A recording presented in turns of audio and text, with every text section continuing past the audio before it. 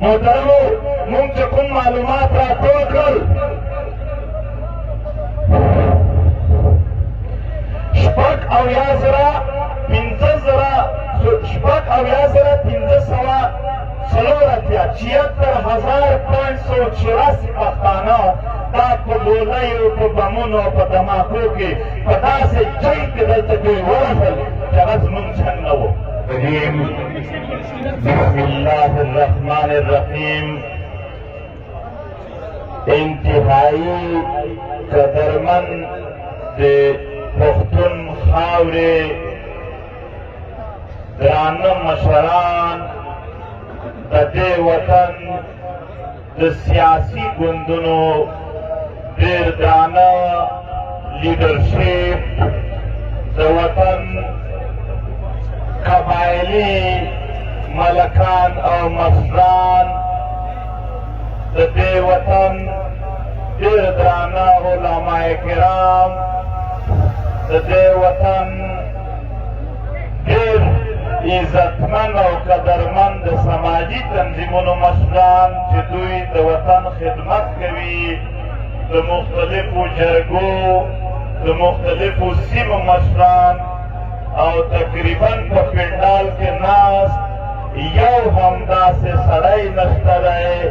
یو هم داسې وګړی نشته سره زموږ د وطن د ډېرو درنو خویندو چې هغه په خپل حیثیت کې یو لوړتیا نه لري. هر دلته په دې پنډال کې یوازې هغه خلک ناست دي چې هغه د یو تنظیم د یو پارټۍ د یو علاقې د یو جرګې یا د یو پیشې مشرتابه دي. نن په دې پنډال کې ډېر معتبر خلک او هغه خلک ناست دي هغه خلک نن ناست دي چې په یقین ومنئ چې دا فیصله وکړي د دې وطن ټول حالات بدلولی شي. نن هغه نمایندګي ناسته ده نن د پښتون وطن هغه نمایندګي ناسته ده چې د دوی د فیصلې سره به د دې وطن حالات بدلیږي. زه ټولو ته هرکلی وایم زما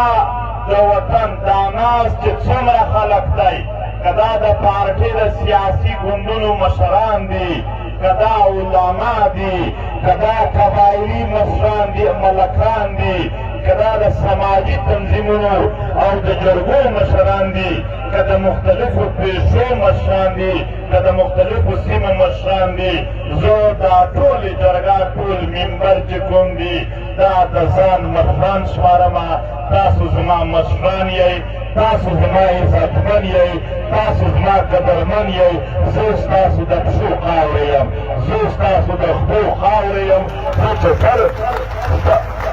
ما زه خپله خبره پوره کومه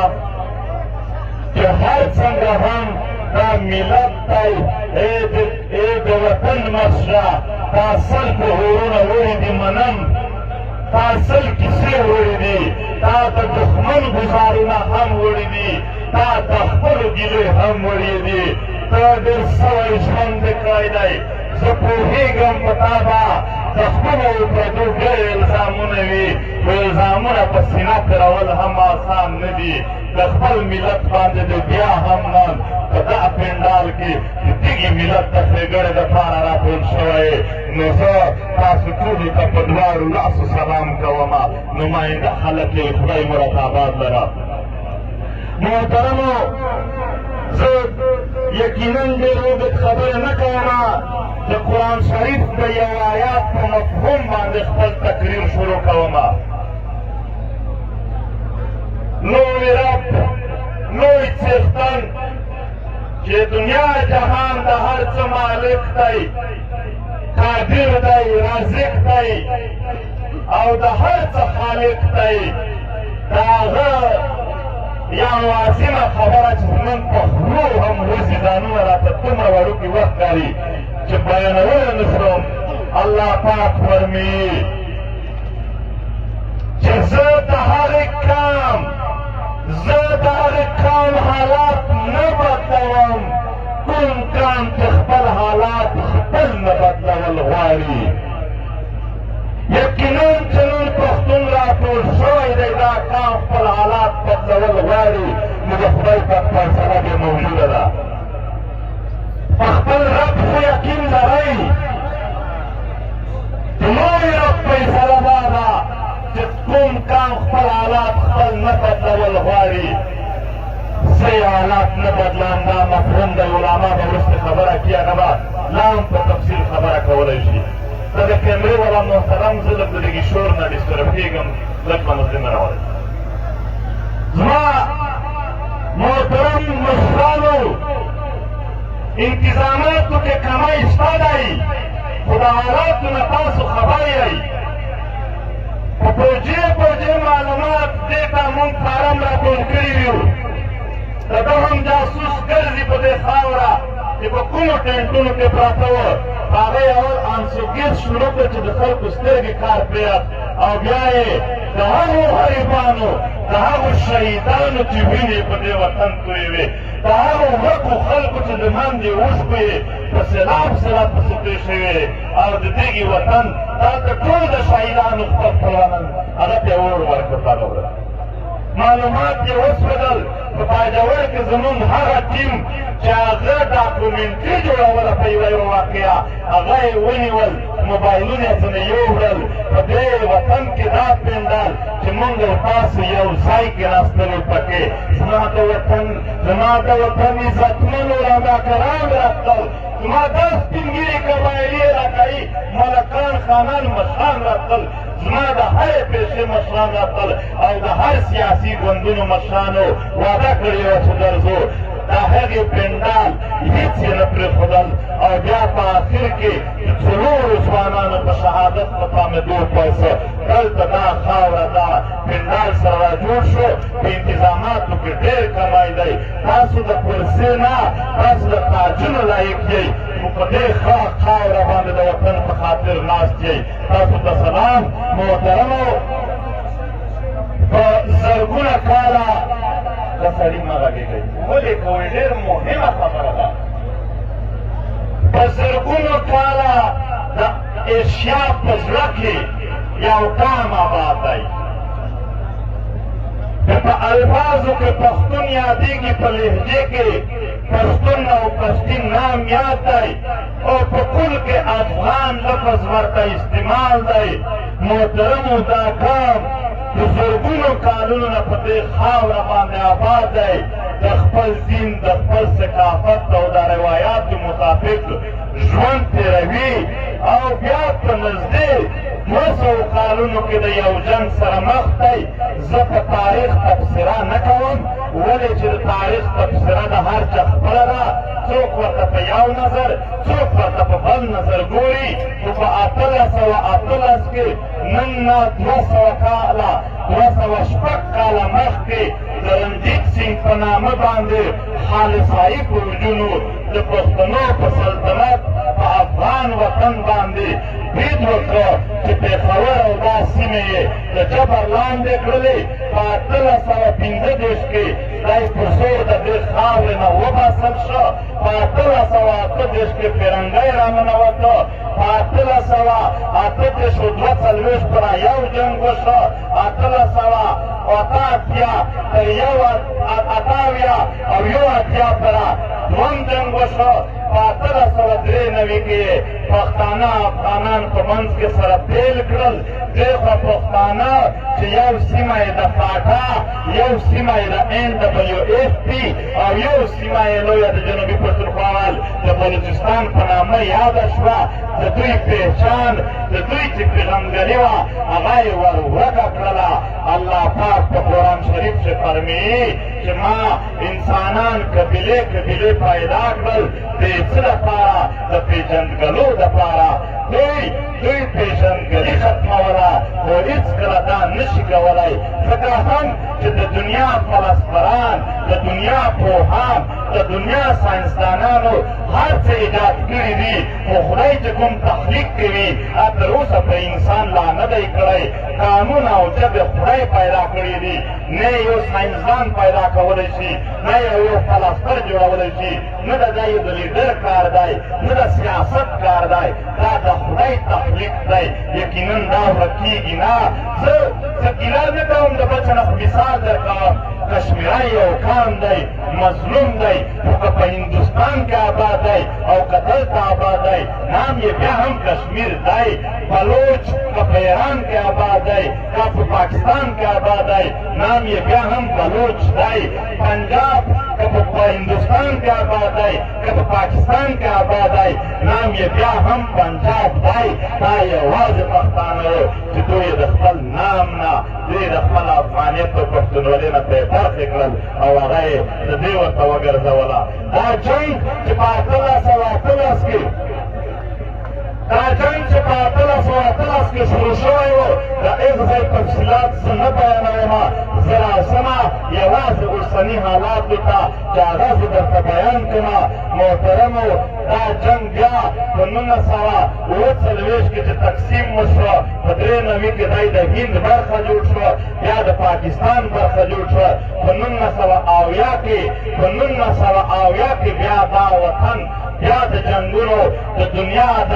لویو قوتونو مرکز جوړ شو د جنګونو دپاره او دې خاوره ته زورور راغلل زمونږ خاوره یې نیوله ای زما سپینګیریو ای زما علما کرامو ای زما د وطن ملکانو خانانو ای زما د سیاسي ګوندونو لیډرانو او زما خویندو یوه خبره واضحه یمه ترهګر هغه وي چې د بل په کور ورننوځي ترهګر هغه وي چې د بل مال ولوټي ترهګر هغه وي چې د بل انسانانو ورځي دنیا بیا ثابته کړي پښتون افغان د چا په کور ورننوتی و دنیا قوتونه راتلل زمونږ په کورونو راننوتل موږ د چا وسایل نه دي لوټلي د دنیا جهان طاقتونه راغلل زما وسایل یې لوټل موږ د چا هم سړي په حیثیت قام نه دي وژلي موږ یو قام ته دننه نه یو ورداخل شوي موږ نه په امریکا بمبارونه کړي دي نه مو په چین بمبارونه کړي دي نه مو په روس بمبارونه کړي دي نه مو د دې ورکړ په واکار بمبارونه کړي دي دوی راغلي دي زموږ په خاوره یې بمبارونه کړي دي بیا په 2001 کې په افغان وطن کې جنګ شو ډېره مهمه خبره درته کومه په افغان وطن جنګ په یو بنیاد امریکې شروع کړه امریکا ویل چې اسامه بن لادن په ما باندې حمله کړې ده زه چې کوم ملک اسامه بن لادن ناست وي زه د هغه ملک ورانوم دوی راغلل افغانستان یې کارپېټ بامونه دا غورځول شروع کړل خو یو خبره نن زه د دغې جرګې مخ ته ناست یم د امریکې د یونایټډ نیشن نه تپوس کوه چې که په یو سړي پورې پوره ملک ورانول جایز و نو دا سړی خو بې بکبات کې وختلو دا بیا زه دا نه وایم چې دا سړی دې ولې نه کړ تباه خو په هره ورځ دا جواز هلې ورک وه خو یو خبره نه وایي دا معلوماتي کیسه ده او یو خبره کوم که یو سړي دپاره یو وړوکی اپریشن ضرورت و نو تا خو په د 2001 اول اخبار نیویارک ټایمز کې اول خبره دا راغله چې اسامه په توره بوره کې دی نو تا یو وړوکی اپریشن لکه دلته چې کولو هغه بیا د هر ځای دپاره ولې نه و جایز لهذا دا اسامه بن لادن خبره نه وه دا په دې خاوره باندې د چین امریکې او د دنیا د قوتونو په خپل منځ کې د جنګ منصوبې وې چې هغې دپاره یې په دې وطن کې خپلې منصوبې جوړولې د 2001 هغه جنګ په 2003 نه پس اول قبایلي اضلاع د واڼه په خاوره باندې دلته شروع شوی دی محترمو څوک دې ګیله نه کوي نن موږ معلومات سره شریکوو دا چې اول شروع کېده نو کمانډر ټیک محمد چې کوم و دغه مشري کوله دا د وسلوال تنظیمونو مشر و او د پاکستان پوځ د ده پر خلاف باندې د یو اپریشن اعلان وکړه زه دلته سپین ږیري ناست دي او هغه خلک ناست دی چې په دې خاورې په خپلو سترګو کې لیدلي وي کمانډر نیک محمد په 1995 نه پاس په 1990 کې د دې ځای نه افغانستان ته د جهاد دپاره تللو هغه ټریننګ چا ورکړی و چې په 90s کې د نوې په دهایي کې ورکولو د چا په ملګرتیا دوی د دې ځای نه تلل هغه ښکاره خبره ده د دې ملک ادارې د دنیا د قوتونو په امدادونو باندې دا کار کولو نو آیا دا چې د کوم سړي خلاف تا اپریشن شروع کولو زما د دې سپین ګیرو د دې ټریننګ ورکړی و دوی پیسې ورکړې وې زما د وطن یوه جرګه نه وه ورته شوې زما د وطن یو چا نه وي ورته ویلي دا ستا د پالیسیو نتیجه وه دا زمونږ د کام د پالیسیو نتیجه نه وه خبره وانېدله خبره غرقېدله او تر دې ځای پورې راغله چې نن د پښتون وطن یو کوڅه داسې نشته دی چې هغه ویر ځپل یې نه وي او هغه جوړېدل یې نه وي زه دلته تاسو ته په کور کې یو ځل خبره کوم بیا به د یو ډاکومنټري په صورت کې یو د هغې مثال درکول کېږي محترمو موږ چې کوم معلومات راټول کړل شپږ اویا زره 76,584 پښتانه دا په ګولیو په بمونو په دماکو کې په داسې جنګ کې دلته دوی ووژل چې هغه زمونږ جنګ نه و او په دې کې خاصیت ضلع موږ معلومات ټول نه دي پوره کړي ځکه چې په لاره کې موږ ته رکاوټونه وو ډېرو ضلعو ته علاقو ته نه یې تللي افسوس خبره دا په ټولو نه زیات مرګونه 9,522 دا د دغې خاورې شوي دي چې په کوم کې ته ناست یې خاصیت د ضلع تر ټولو غټ قیمت خیبر چې 9,522 شهیدان یې شوي دي لیل ماینز هغه ماینونه وو چې په اپریشن کې دوی ښخ کړي وو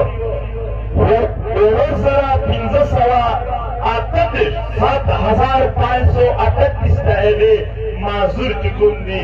د پښتون په خاوره موجود دي ټوټل دماکې چې موږ سره رپورټ او ډایرکټ ریکارډ پروت دی 9,230 دماکې دا غټې غټې دماکې واړې واړې نه چې په ښارونو کې شوي دي په دې خاوره باندې دوی وکړلې په هغه کې دا دماکې په کل کې چې کله مونږ راواخیستلې نه یو بازار ځنې پاتې دی نه یو ضلع ځنې پاتې ده نه یو مکتب فکر ځنې پاتې دی دلته یو ګوند هم داسې نه و زموږ سره لیستونه پراته دي یو ګوند داسې نه و سیاسي پارټۍ چې د هغې شهیدان نه و موجود البته تر ټولو زیات شهیدان په سیاسي ګوندونو کې د عوامي نشنل ګوند او ډېر ورسره نږدې په مقابله کې د جمعیت علما اسلام چې موږ فکر هم نشو کولی چې هغه په دومره زیات تعداد کې د دوی هم شهدا دي په دې جنګ کې د دوی شوي وو قبایلي مشران دلته ناست دي دلته د قادر خان دی کورنۍ ناسته ده او نور هم ځینامه چې عقلم تقریبا د شهیدانو کورنۍ دي دلته مولانا مفتي صاحب ناست دی چې خپل ملګري یې اوس یو کال عمل ورکړي دي محترمو تقریبا دوی 1400 یادوي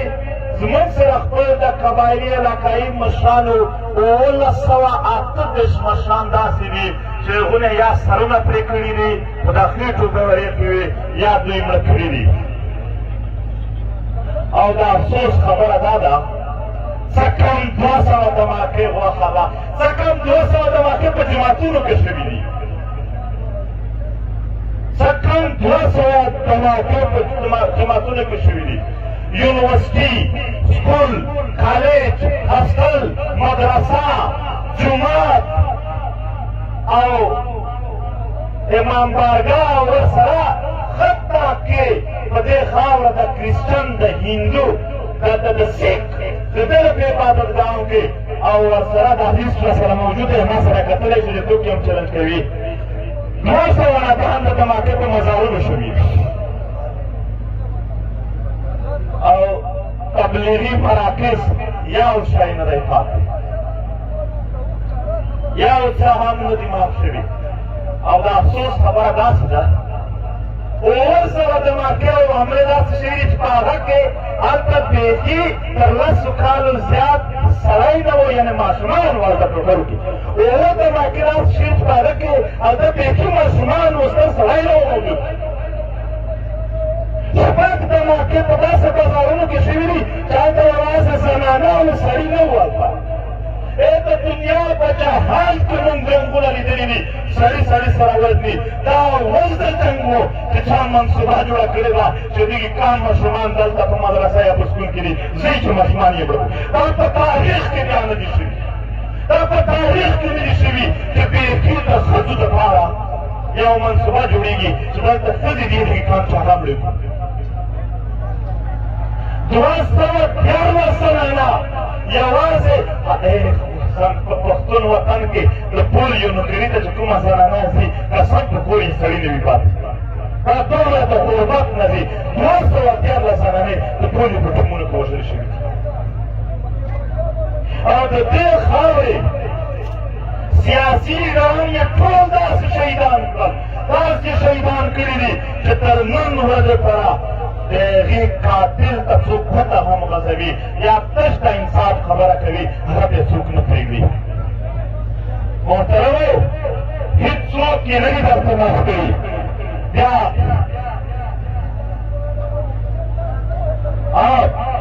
دلته په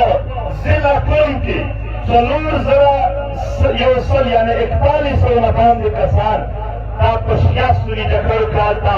شهیدان شوي دي. زه په ایمان درته وایم هېڅ د شیعه سني جګړه نشته دی. نور د هغې ځای ټول خلک درته موجود کړي چې هغې درته وښایي چې څوک جګړې جوړوي او څنګه یې جوړوي. محترمو د دغې جنګونو ته وجې 57,10,928 10,928 خلک چې کوم دي دا آی ډي پیز جوړ شوي دي چې په هغه کښې 2.3 میلیون یعنې 23 لکه خلک اوس یا آفیشلي یا ان آفیشلي آی ډي پیز دي. دا د هغې نه په بل وطن ژوند تېروي، د خیمې ژوند چا نه دی لیدلی. ما په ټول عمر د صاحب په وله کیسه نه ده کړې، خو نن د مثال په طور پورې زه به ته پېښ کومه. مونږ چې آی ډي پي شولو، زه نن هم د یو غریبه کورنۍ انسان یم. نو مونږ 8 کاله یو بل چا په خپل کور کې یوه کمره را کړې وه. زما مور پلار او ټول خویندې وروڼه مونږ پوره 14 کسان په یو کمره کې اوسېدلو. زه به په هاسټل کې هم چې کله به راغلم ما ته به مور ویل هم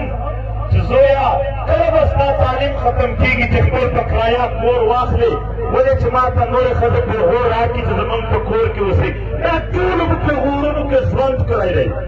دا د آی ډي پي ژوند څه اسان ژوند نه و. دا ډېر په مشکلاتو تېر شوی دی. ما ډېر عزتمن خلک لیدلي دي، ما ډېر قدرمن خلک لیدلي دي چې هغه په خیمو کې اوسېدل.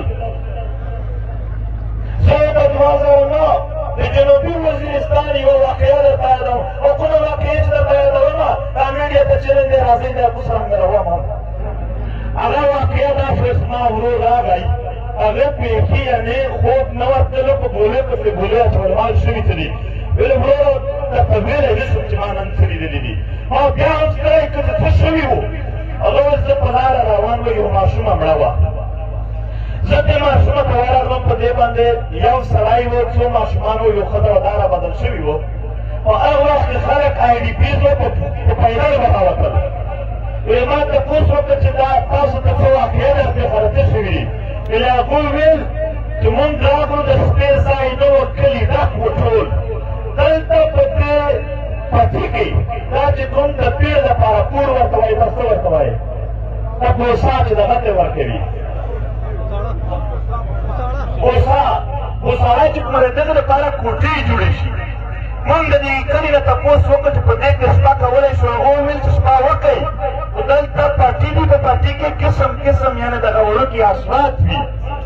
هغه د شپې دا مار خوړلې ده دا ماشومه. یعنې ډېر حد پره مجبور شول. دومره قدرمن خلک یعنې قبایلي ازنا خلک چې په ټول تاریخ کې نن هم لا شاته سوالګر نشته دی.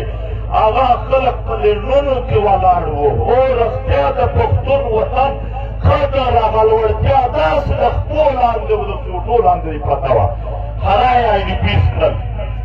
د سوات نه واخله تر وزیرستان پره دعوه کېدله چې که تاسو آی ډي پیس شئ موږ ترهګري ختموی شو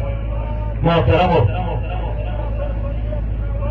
10 لکه ایکړه ځمکه چې کومه ده دا په قبضه کې ده د پیټه نه واخله تر سوات پره ټول ډیټیل ځکه نه راغله چې دلته ورونه ورکول شوي وو ګنې ټول موجود دي دا یې دوی دا په ګله په 2003 نه واخله تر 2024 پره 2,17,007 2,19,000 شناختي کارت دا د پښتنو بلاک شوي دي هغه شناخت هم تا ته ډېر په مشکله درکوي داسې نه ده تکلیف دي محترمو 2 لکه نه باندې کورونه ړنګ شوي دي د پښتون سړي تر ټولو غټه بدوا دا ده چې کور د ړنګ شي او دغې ظالم په موږ باندې هغه طرز استعمال کړ 2 لکه نه باندې کورونه ړنګ شوي دي 1,11,228 کورونه یوازې د اپر وزیرستان ځان ته فیل ړنګ شوي دي زما د ژوند د تېرولو خو په د غرونو کې یو کور و چې زما پرده پرې زما عزت زما مېلمه زما بچي او زما د زنانو ستر پکې موجود و دا هغه دیوالونه نړول چې زما د وطن ستر عزت او زما د وطن د یو قدرمن ژوند پرې تېرېدلو محترمو 10 بازارونه وران شوي دي او په هغه کې د 11 بازارونو نن هم نام و نشان نه دی پاتې 11 بازارونه نه دي چې هغو بیا نشان نه دی پاتې شوی دلته به د جنډولې څوک ناست وي دلته به د لویسم څوک ناست وي 11 بازارونه دا دي چې بیا یې نشان نشي پاتې او په آی ډي پیس کې مې یو خبره هېره شوله 9 کالي داسې ډېر وکړي زمونږ ریپورټ کم دی موږ پوره ریپورټ نه دی راوړی 9 کلي داسې دي چې هغه په ټول عمر واپس نشي تللی میږي ځای باندې کیلې او مورچې جوړې شوي دي دوی بیا نشي تللی هغه ختم شوي دي بس 25 زره ټوټل دوکانونه دا په پښتون وطن کې ځان شوي دي 25 زره نه باندې په دې کې تر ټولو زیات تعداد 9,900 باندې دا د میرانشاه د بازار دی دلته به یو تصویر هم هغه چې اول بریج پې کېږي په هغه ځای کې خدای ورکوي دا د میرانشاه باندې اول اټې کېږي ته یقین ومنه فلسطین ته یقین ومنه بوسنیا چچنیا هر ملک راواخله که توپیر بتر الوي نو هلته خو جنګ ورته کفر او اسلام زما په وطن کې کوم کفر و چې دا راسره کېدل دا د میرانشاه د اول حملې اټیک دی چې دلته کېدلو زما د وطن چلو خلق ترهګر وو دا سخت خو یې نه وې ترهګرې دا ټیمونه خو نه وه ترهګر چې دا هم او د دغې هر څه د ځان سره وړي شوي دي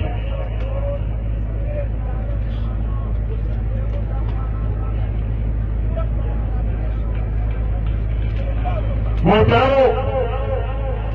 دا تقریبا یو ډیټا وه چې د هغې موږ ثبوت لرو چې د هغې زموږ سره ډایرکټ کاغذ پرته په دې 2 کاله کې چې کومه بتا اخیسته شوې ده بتا په کوم خاطه کې اخیستله شي ګوډ طالب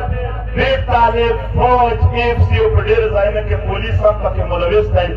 دا چېرته په وسایلو باندې چېرته په ټیپو باندې چېرته په بل شي باندې بتا اخلي کنې مولوي صاحب که چا ته مې پیسې ورکړلې ټیک ټاک مسلمان یم او که نغدې روپۍ پښتون نه کړې ور سور کافر دی وژني دا د کفر او اسلام معیار نوټونه یې جوړ کړي دي په دې خاوره چې کوم د دغې کویلې قانون او نورو قانون والا و دغې ادارو ته نغدې پیسې ورکړې ټیک ټاک پاکستانی دی او که نغدې پیسې نه کړې وای پاکستاني دلته په پیسو خرڅېږي بیا هېڅ پاکستانیت په دغه شنسته په هغه ورځ به شناختي کارت بلاک وي یا خبره چې دی دلته د حق وکړې یعنې دا بلاک شوی ټکټونه کې یو کیس داسې هم راغلی دی چې یو تن سینیټر دی په سینیټ کې ناست دی تقریر کوي این په این وخت کې دته خبر راځي چې ستا یې خدمتګار املا کړه چې ته د سره د ایمل کښېنه عابد حمدالله صاحب عابد حمدالله صاحب یو وخت په سینیټ کې ناست و دننه سینیټر په سینیټ کې دننه ناست و هلته یې لږ څه چې رښتیا خبره کړې وه او خبر ورته راغی چې ستاسو شناختیار بلاک زما الحمدلله شکر الحمدلله زما خپل هم شناختیار بلاک شوی دی او لا مخکې نه بلاک کامه څپړې مه وایې ملګرو دا د کام غمیزه ده موږ به داسې روان